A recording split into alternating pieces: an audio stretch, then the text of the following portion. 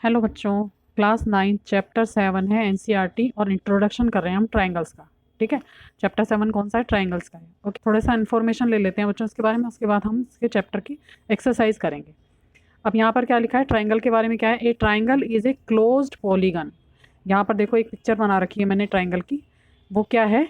एक closed polygon है। ठीक है, 3 साइड्स होती हैं और ये जो है बंद है। ठीक है, कहीं से भी खुला नहीं है पॉलीगन। ठीक है, that consist of 3 sides. 3 sides हैं इसकी, जैसे कि मैंने आपको बता दिया, और 3 वर्टाइज हैं। ठीक है, 3 साइड्स हैं और 3 वर्टाइज हैं। और आपको पता है कि ट्राइंगल के जो एंगल्स होते हैं, अंदर वाले जो सारे एंगल्स होते हैं, उनका एडिशन क्या होता है? 180 डिग्री होता है। ठीक है, उनका सम क्या होता है? 180 डिग्री होता है। ओके, ये तो आपको पहले से ही मालूम है। अब हमें पढ़ना क्या है इस चैप्टर में? हमें पढ़ना है कॉन्ग्रेंट। ठीक है, कॉन्ग्रेंसी या कॉन्ग्रेंट, कोई भी ट्राइंगल कॉन्ग्रेंट कब होता है वो आपको पता लगाना है। अब बच्चों यहाँ पर देखो, congruence of triangle, कॉन्ग्रेंसी of triangle क्या होती है? कोई भी कॉन्ग्रेंट ट्राइंगल कब होता है? इसका मीन्स क्या होता है? इक्वल इन ऑल रिस्पेक्ट और फिगर, फिगर से वो सेम हो, who shape and size are both the same, उसकी शेप साइज हर चीज़ उसकी सेम हो। जैसे मैंने यहाँ पर 2 ट्राइंगल बनाए हुए हैं, अगर मैं इस साइड को देखूँ तो ये इस साइड के इक्वल हो। ठीक है, ये साइड जो है वो इसके इक्वल हो, और ये जो थर्ड साइड है वो इसके इक्वल हो। ठीक है, या फिर आप कह सकते हैं तीनों जो साइड्स हैं उसके जो तीनों जो एंगल हैं वो इक्वल हो। ठीक है, जो तीनों एंगल हैं वो इक्वल हो, तो ये कॉन्ग्रेंट हो जाएगा। ओके, जैसे ये 2 मैच बॉक्स हैं बच्चों, जैसे ये मैं 2 मैच बॉक्स दिखा रही हूँ, सेम शेप सेम साइज के हैं दोनों मैच बॉक्स। ठीक है, अगर मैं इसके ऊपर इसको रख देती हूँ तो ये पहला मैच बॉक्स जो है वो दूसरे मैच बॉक्स से पूरा ढक जाएगा, तो ये क्या हो जाएंगे? आपस में कॉन्ग्रेंट हो जाएंगे। ठीक है, अगर किसी भी फिगर को एक के ऊपर रखकर उठाकर दूसरी के ऊपर रख देते हैं, इस ट्राइंगल को मैं उठाकर यहाँ पर रख दूंगी तो ये आपस में एक दूसरे को ढक देंगे, जैसे ये मैच बॉक्स आपस में एक दूसरे को ढक रहे हैं। ठीक है, तो ये कौन क्या हो गया बच्चों? कॉन्ग्रेंट। जब सेम टू सेम फिगर हो, सब कुछ सेम हो साइज में शेप में, तो वो जो फिगर होती है वो कॉन्ग्रेंट होती है, या वो चीज़ जिसको हम बता रहे हैं वो कॉन्ग्रेंट है। ठीक है, जैसे ये मैच बॉक्स कॉन्ग्रेंट है। ओके, हमें जब क्वेश्चन में प्रूव करना होगा तो यही प्रूव करना होगा, ट्राइंगल की साइड्स इक्वल प्रूव करनी होगी या एंगल इक्वल प्रूव करने होंगे। ठीक है, इसी तरह के क्वेश्चन जो है इसमें एक्सरसाइज में आने वाले हैं। अब बच्चों यहाँ पे आपको एक चीज़ और ध्यान से समझनी है, मैंने ये 2 ट्राइंगल यहाँ पे रफली बनाए हैं। ठीक है, कोई मेजरमेंट नहीं लिया, रफ बनाए हैं। अगर आपको ऐसी फिगर को कॉन्ग्रेंट प्रूव करना है तो जिस साइड पर एक लाइन डली होगी, जैसे इस पर एक लाइन डली है, यहाँ पर एक लाइन डली है, तो ये साइड्स जो है वो इसके इक्वल है। ठीक है, आपको बताने की ज़रूरत नहीं है, आपको देखना है और समझना है। जैसे यहाँ मैंने 2 लाइनें डाली और यहाँ पर भी 2 लाइन डाली हैं, इसका मतलब ये जो साइड है ये इसके इक्वल है। और यहाँ पर अगर मैं 3 लाइन्स डाल देती हूँ और यहाँ पर भी 3 लाइन्स डाल देती हूँ, इसका मतलब ये जो साइड है वो इसके इक्वल है। ठीक है, अगर इस तरह से फिगर में आपको निशान दिखाई देते हैं तो आपको ऐसे पता लगाना है। ऐसे ही सेम ट्राइंगल के एंगल के बारे में होता है। अगर मैं यहाँ पर एक लाइन डालती हूँ और यहाँ पर भी एक लाइन डालती हूँ तो ये जो एंगल हैं दोनों इक्वल होंगे। ठीक है, इधर मैंने 2 लाइन डाल दी इस तरह से, जब हम एंगल दिखाते हैं तो इस तरह से बताते हैं ना, और यहाँ भी मैंने 2 लाइन डाल दी, तो इसका मतलब ये एंगल जो है वो इसकी इक्वल होगा।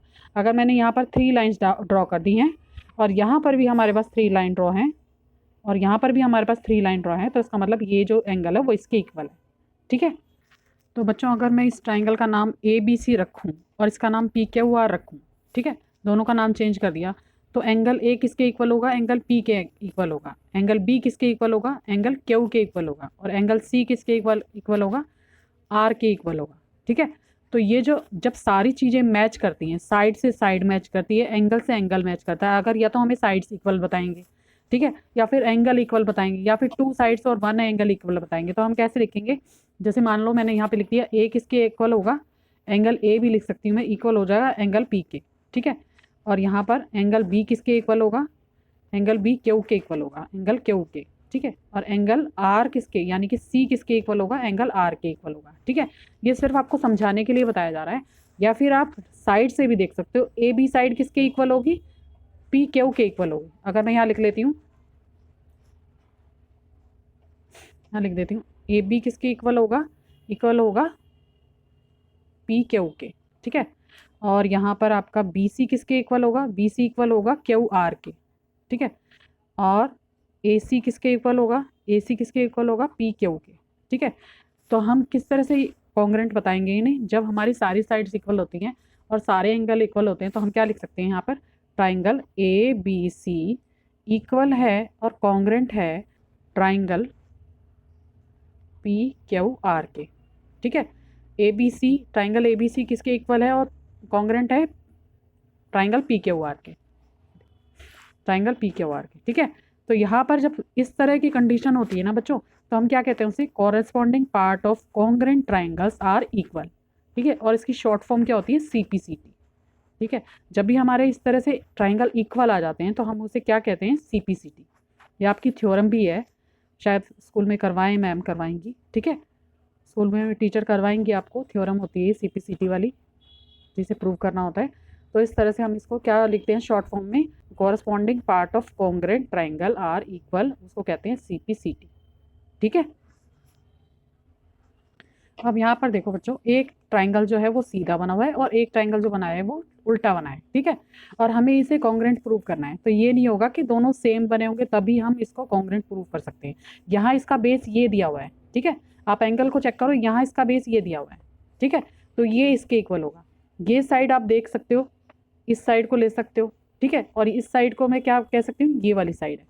ओके, तो ऐसा नहीं होगा कि ट्राइंगल आपको सेम सीधे सीधे बनाकर दिए हों। ठीक है, तो हमें क्या करना होता है, फर्स्ट रूल होता है SAS।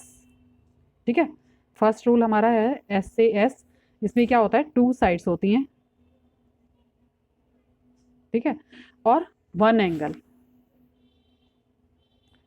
ओके, जैसे मैंने ये एंगल ले लिया, ये एंगल और इस एंगल के इक्वल है, और ये दोनों साइड हमने इक्वल प्रूव कर दी।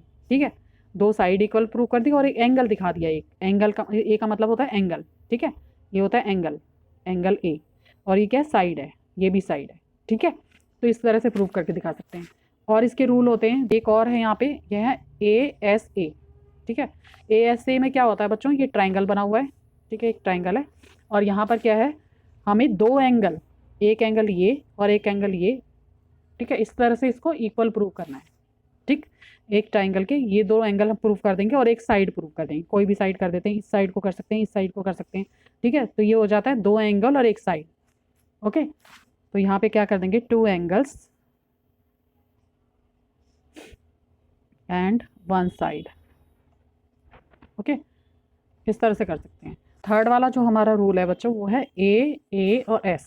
ठीक है, AS, इसमें भी 2 एंगल हैं और एक साइड है। ठीक है, 2 एंगल और एक साइड, यही रूल हमारा थर्ड है। फर्स्ट क्या है, SAS, सेकंड क्या है, ASA, और थर्ड क्या है, AAS। ठीक है, ये कॉन्ग्रेंसी रूल हैं जिन्हें हमें प्रूव करना होता है। या तो हम 2 साइड और एक एंगल को प्रूव करके किसी भी ट्राइंगल को कॉन्ग्रेंट प्रूव कर सकते हैं, 2 एंगल और एक साइड को दिखा करके इक्वल, और फिर हम प्रूव कर सकते हैं, फिर 2 एंगल को और एक साइड को दिखा करके हम ट्राइंगल को प्रूव कर सकते हैं कि कॉन्ग्रेंट है या नहीं। ठीक है, और फोर्थ में क्या आ जाएगा, SSS, यानी कि साइड साइड साइड। अगर हमारी तीनों साइड्स, ट्राइंगल की तीनों साइड्स, ये और ये, ठीक है, इस तरह से इक्वल हो जाती हैं, किसी 2 ट्राइंगल की साइड्स आपस में इक्वल हो जाती हैं, तो वो क्या हो जाएगा, side side side congruence rule हो जाएगा। ठीक है, और फिफ्थ वाला रूल कौन सा बच्चों, RHS, यानी कि जो राइट एंगल ट्राइंगल होता है इसी पे ही अप्लाई होता है। ठीक है, यहाँ भी 90 डिग्री का एंगल है, यहाँ भी 90 डिग्री का एंगल है, तो ये रूल जो है वो राइट एंगल ट्राइंगल पर ही अप्लाई होता है। इसमें क्या होता है, ये साइड इसके इक्वल होगी। ठीक है, ये साइड जो होगी वो इसके इक्वल होगी, और एक एंगल जो होगा वो 90 डिग्री का होगा। ठीक है, तो ये जो ट्राइंगल है वो क्या हो जाएगा, इक्वल हो जाएगा और कॉन्ग्रेंट हो जाएगा। ठीक है, ये होता है RHS। Okay, RHS congruence rule. ठीक है बच्चे।